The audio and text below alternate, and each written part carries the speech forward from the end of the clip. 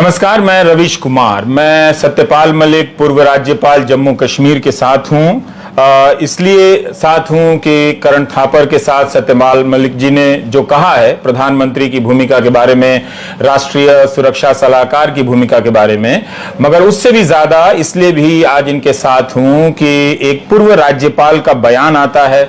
उस बयान की अपने आप में बहुत गंभीरता है, लेकिन इसके बाद भी इस गौरवशाली लोकतंत्र वाले इस देश में ज्यादातर मीडिया उस खबर को नहीं दिखा, इनके इंटरव्यू की कहीं चर्चा नहीं होती है, ज्यादातर अखबारों में वो खबर गायब कर दी जाती है।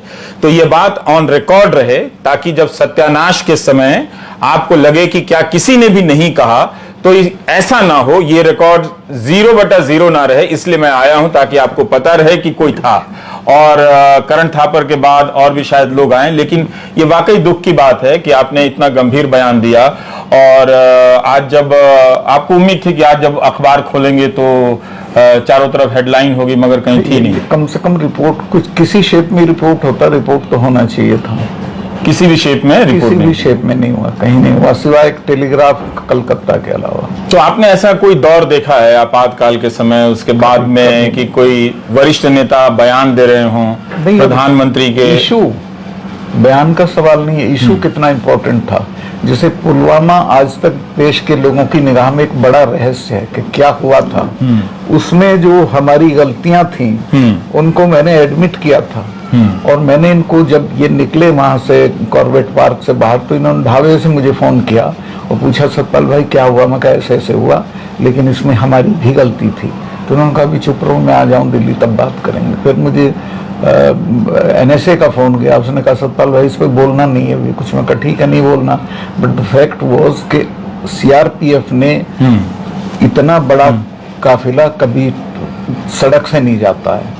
इनसे जहाज मांगे थे होम मिनिस्ट्री से, जो 5 एयरप्लेन होने, मेरे से मांगते तो मैं कर देता, लेकिन मैं लूप में ही नहीं था। उन्होंने अपना मिनिस्ट्री में मांगे, मिनिस्ट्री ने मना कर दिया, तो वो सड़क से चल दिए।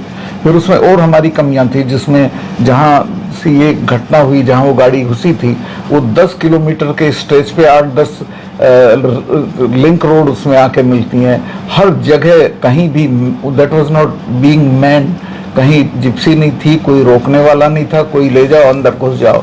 तो बहुत हमारी कमियां थी। उस जगह पे जो आप कह रहे हैं कि 10 और सड़कें आकर मिल रही हैं, उन सड़कों पर कोई बहुत ज्यादा सुरक्षा नहीं कोई थी। सुरक्षा नहीं। पर चूंकि आप राज्यपाल रहे हैं, तो जो काफिला गुजरने की जो प्रक्रिया होती है वो किस तरह की होती है? तो वो सारे रास्ते बंद होते हैं तभी वो काफिला गुजरता है? प्रोटोकॉल तो कुछ होगा उसका? जब वो निकलता है, हाँ, उस वक्त एक जिप्सी वहां खड़ी हो जाती है, जो साइड लेन्स आती हैं उन्हें रोकने के लिए। जब निकल जाता है तब उसको खोलते हैं। तो अगर ये जांच हो और ये सारी बातें साबित की जा सकती हैं कि वहां पर कोई जिप्सी खड़ी नहीं थी, उन 10 या 10 में से, मैं तो खुद गया, मैंने मालूम किया, कोई gypsy, no place was manned. तो इसका पुलवामा के पूरे मामले की जांच होनी चाहिए थी कि क्यों 900 लोग सड़क से जा रहे थे, जबकि इनका प्रोटोकॉल है सब फोर्सेस का कि वो एक साथ सड़क से इतनी नफरी को लेकर नहीं चलते हैं। वो इसलिए कि उन्होंने प्लेन मांगा, प्लेन होम मिनिस्ट्री ने मना कर दिया। असली जिम्मेवारी ये थी होम मिनिस्ट्री वाली। पर सतपाल मलिक जी, आप प्रोटोकॉल की बात कर रहे हैं, ये बात आपने तब भी कही थी टेलीविजन में जब आप फोन से इंटरव्यू दे रहे थे कि प्रोटोकॉल है कि इतनी गाड़ियां एक साथ काफिला लेकर कोई नहीं निकलती हैं, गाड़ियां जो हैं। पर ये प्रोटोकॉल है क्या? वाकई में ऐसा कुछ है? ऐसा रिवाज है, मैं जानता नहीं कि लिखित है कि नहीं है, लेकिन इतना बड़ा काफिला सड़क से नहीं गुजरता है फोर्सेस का एक साथ नहीं गुजरता है। तो पहले भी हेलीकॉप्टर का इस्तेमाल होता रहा है? हेलीकॉप्टर का टुकड़े टुकड़े में जाते थे, पर इतना बड़ा काफिला रेयर है एक तरह से। जी। पर आप जो कह रहे हैं कि गृह मंत्रालय से हेलीकॉप्टर की मांग, प्लेन की मांग, अगर वो मुझसे मांगते तो मैं आधे घंटे में इंतजाम करा देता, कोई मुश्किल काम नहीं था। तो इस जानकारी का एक्सेस कैसे है? मतलब क्या CRPF और गृह मंत्रालय के बीच में पत्राचार हो रहा था? नहीं, मुझे ये CRPF के लोगों ने बताया कि साहब हमने तो प्लेन मांगा था, अगर हमको प्लेन मिल जाते तो हम सड़क से आते ही नहीं। तो मैंने वो पहले ही दिन रिएक्शन में अपने इसका जिक्र कर दिया था आपको उसी वक्त चुप करा दिया जी। गया। ये जो चुप कराने की भाषा थी वो किस तरह की भाषा थी? वो इस तरह की भाषा क्या थी वो कि प्यार से समझाया जा रहा वो था या प्यार- धमकाया जा रहा नहीं, था? प्यार से ही कहा जा रहा था कि हम हाँ। दिल्ली आ जाएं तब इस पे वो करेंगे, अभी आप किसी को कुछ मत बोलना। और ये बातचीत कैसे हुआ करती थी, मोबाइल फोन से या लैंडलाइन से? ऐसे हुआ था कि ये अपनी शूटिंग करा रहे थे उसमें नेशनल कॉर्बेट पार्क में, वहाँ कोई कम्युनिकेशन नहीं है फोन का। तो जब उससे निकल के एक ढाबे से इन्होंने मुझे फोन किया, ढाबे से? ढाबे से, जी हाँ, कहीं कोई होटल या ढाबे से फोन किया और मेरे से पूछा सतपाल भाई क्या हुआ, तो मैंने बताया साहब ऐसे ऐसे हुआ, लेकिन मेरे से मैं बहुत उद्वेलित था और मैंने कहा साहब इसमें गलती हमारी भी है कि हमने उनको जो सुविधाएं थी वो नहीं दी, अगर हम प्लेन दे देते तो ये नहीं होता। तो मुझे कहा गया कि अभी इस पे चुप रहो, मैं दिल्ली आ जाऊं तब बात करेंगे। पर मलिक साहब, आपका अपना आप एक राजनेता हैं, सक्रिय राजनेता हैं, सोचने समझने वाले हैं। जब ये चुप कराया गया तो कुछ खटका था आपको? मैं समझ गया था कि ये क्या है, चुनाव से कुछ रिश्ता है? ये है कि जो है वो नहीं बताया जाएगा, जो है वो नहीं बताया जा रहा है। आप काफी कुछ समझ गए। राष्ट्रीय सुरक्षा सलाहकार का फोन प्रधानमंत्री के बाद आया? बाद आया। और कितनी देर के बाद आपने प्रधानमंत्री को पहली बार संपर्क किया था घटना हो जाने के बाद? क्या आप बहुत फोन मिला रहे थे? मैं तो उनको कर नहीं सकता था चूंकि वो अवेलेबल नहीं थे फोन पे। उन्हीं का फोन आया था, तब तक मैं एक दो चैनल को ये बता चुका था बात।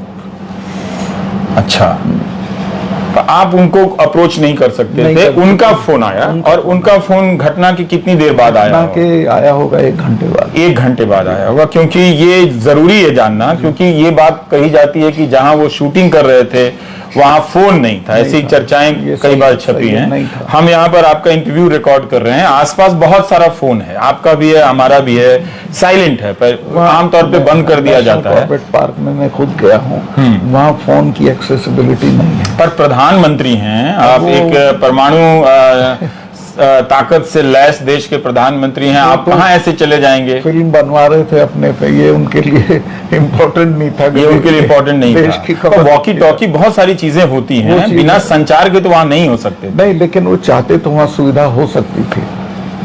वो चाहते तो वहां सुविधा हो सकती थी, मगर ऐसा कोई क्यों चाहेगा? कोई राजनेता, कोई राज्यपाल, शूटिंग ही तो करनी है। क्यों डिस्टर्ब होना उसी शूटिंग पे? एक विदेशी जर्नलिस्ट था जो इनकी शूटिंग कर रहा था, और उसकी हिदायत थी कि आप होंगे और मैं हूँ और कोई नहीं होगा। पर आसपास सिक्योरिटी वाले तो होंगे, पर उस चक्र में तो कम्युनिकेशन तो हो सकता था। अब मैं नहीं जानता वहाँ क्या थी, वहाँ आप नहीं जानते हैं, पर आपकी बातों से मुझे लगा कि काफी कुछ जानना चाहिए, कॉल डिटेल से जानना चाहिए कि कब फोन आया है, उन्होंने कितनी बार फोन किया था? मुझे एक ही बार किया बाहर निकलने के बाद, और उसके बाद इस मसले पर आपसे कोई दोबारा कोई बात ही चीत नहीं? तो आके इन्होंने जो अपना स्टैंड लेना था वो ले लिया और मैं समझ गया कि ये, तो मैं चुप हो गया। और आपसे कोई फिर बातचीत नहीं हो रही थी? ये शहीदों के जो पार्थिव शरीर दिल्ली लाए जाने थे, उस प्रक्रिया में भी आपसे कोई बात नहीं कर रहा था? मैं था उसमें, राजनाथ जी गए थे उनको लास्ट वो देने के लिए कंधा, उसमें मैं उनके साथ था कॉफिन को कंधा देने में। और घटना के बाद आपको पता चला कि 5 जहाज की मांग हुई थी गृह मंत्रालय? घटना के तत्काल बाद मुझे पता चला।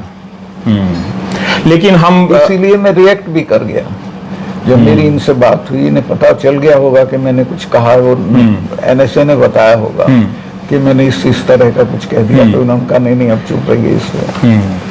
पर सतपाल जी, एक सवाल है, मैं फ्रंटलाइन पढ़ रहा था, जो 1 साल बाद, घटना के 1 साल बाद उनकी रिपोर्टिंग है, और उसमें लिखा है कि 1 साल तक पड़ताल के बाद उन्होंने ये खबर लिखी है। उसमें है कि 13 फरवरी तक, मतलब जनवरी से लेकर 13 फरवरी तक 11 बार इंटेलिजेंस की इनपुट थी कि आतंकी हमला हो सकता है इस तरह का, और लास्ट इनपुट जो है वो 13 फरवरी का है।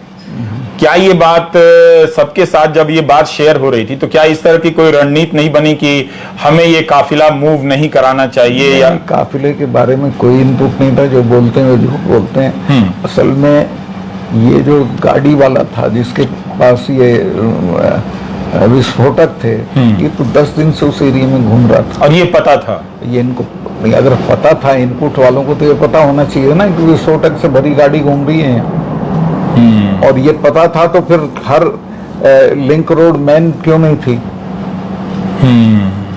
तो इसकी भी जांच होनी चाहिए कि पूरी वो इसकी- इंटेलिजेंस इस तरह की गाड़ी घूम रही थी विस्फोटक से वो भरकर। इंटेलिजेंस फेल्योर थी हम लोगों की, जिसमें मैं अपने को भी जिम्मेवार मानता हूं, जो कि अल्टीमेटली मैं वहां गवर्नर था। पर आप क्यों जिम्मेदार मानते जब आप उस लूप में ही नहीं मैं रखे लूप जा में रहे नहीं था, हैं मुझे कि सिर्फ- काफिला वहां मूव हो रहा है? मुझे सीआरपीएफ ने कुछ नहीं बताया था कि हम कहां से कहां जा क्या रहे हैं। ऐसा सामान्य तौर पर होता है सामान्य कि तौर पे ये फोर्सेज अपने आप से मूव करती हैं। राज्यपाल को नहीं पता नहीं चलता पता है कि 2700 900 या हाँ, 20 कितने 50 लोग गाड़ियां मूव कभी- कर रही हैं, कभी- ये आपको पता नहीं चलता है? मुझे तो घटना के बाद पता चला। पर फ्रंटलाइन की खबर में एक बात और है, छोटी सी सूचना है कि 13 फरवरी तक इंटेलिजेंस के इनपुट आ रहे हैं कि आतंकी हमला हो सकता है, और 13 फरवरी को जम्मू कश्मीर पुलिस में फेरबदल होता है। अवंतीपुरा के एसपी को मोहम्मद जायद को हटाया जाता है। पर ये क्या कुछ इसको जोड़कर देखा जा सकता है? नथिंग, कुछ को तो इसमें नहीं। मुझे पता होता अगर कोई रीजन होता। पर ये फेरबदल किसके कहने पर हुआ होगा? इसमें कौन होता? गवर्नर की भूमिका होती है। फेरबदल की गवर्नर को जानकारी होती है, लेकिन होता है ये पुलिस के लेवल पे। पुलिस के लेवल पे होता है। पुलिस को भी इस सिलसिले मुझे नहीं लगता कि लूप में रखा गया था। सीआरपीएफ, आर्मी, ये सब लोग अपना वहां